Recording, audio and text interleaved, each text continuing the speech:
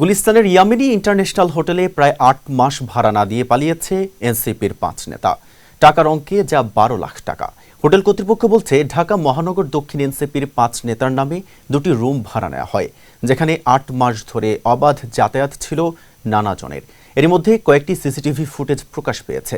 দৈনিক কালবেলার এক প্রতিবেদনে এসব তথ্য তুলে ধরা হয়েছে। বিস্তারিত প্রতিবেদনে। আবাসিক হোটেলের রুমে চলত রাতভর আড্ডা। ৮ মাস ধরে ২টি রুমে চলে এমন কার্যক্রম, যা ভাড়া নেওয়া হয় এনসিপির মহানগর দক্ষিণের কয়েকজন নেতার নামে। গুলিস্তানের হোটেল ইয়েমেনি ইন্টারন্যাশনালের ওই কক্ষ দুটি যেন আস্তানায় পরিণত করেছিলেন তারা। জীবন অবাক না করলে কে করবে? 28% মিল্ক ফ্যাটের অবাক করার সাথে ফ্রেশ মিল্ক পাউডার। জীবন অবাক করুক প্রতিদিন। ভাড়া দিচ্ছি দিব করে ৮ মাস বকেয়া হয়। এক পর্যায়ে তা না দিয়েই পালিয়ে যান এনসিপির ওই ৫ নেতা। এমনটাই অভিযোগ করেছে হোটেল কর্তৃপক্ষ। দৈনিক কালবেলার এক প্রতিবেদন থেকে এসব তথ্য পাওয়া যায়। হোটেল কর্তৃপক্ষের তথ্য অনুযায়ী এনসিপির ওই ৫ নেতা হলেন ইঞ্জিনিয়ার এস.এম. শাহরিয়ার, সাদেক মির্জা, মিরাসাত হোসেন হিমেল, সাখাওয়াত হোসেন ও তাওসিফ।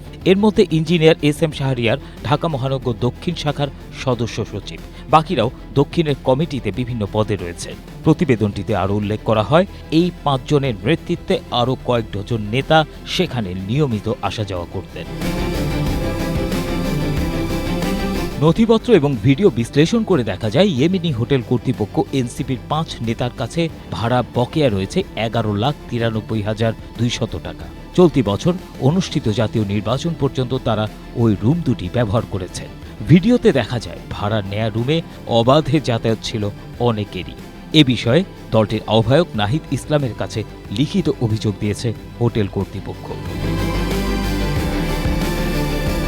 যেখানে হোটেল কর্তৃপক্ষ ভাড়া নেয়া ৫ নেতার বিরুদ্ধে অনৈতিক কর্মকাণ্ডে জড়িত থাকার অভিযোগ তুলেছে। বলা হয়েছে, এ সংক্রান্ত সিসিটিভি ফুটেজ সংরক্ষিত আছে।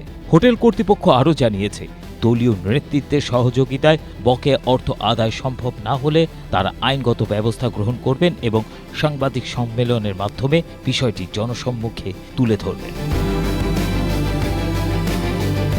এসব অভিযোগের বিষয় জানতে চাইলে এনসিপির আহ্বায়ক নাহিদ ইসলাম জানান, এ বিষয়ে শৃঙ্খলা কমিটির রিপোর্ট জমা দেওয়ার পরে সেই অনুযায়ী তাদের বিরুদ্ধে সাংগঠনিক ব্যবস্থা নেওয়া হবে।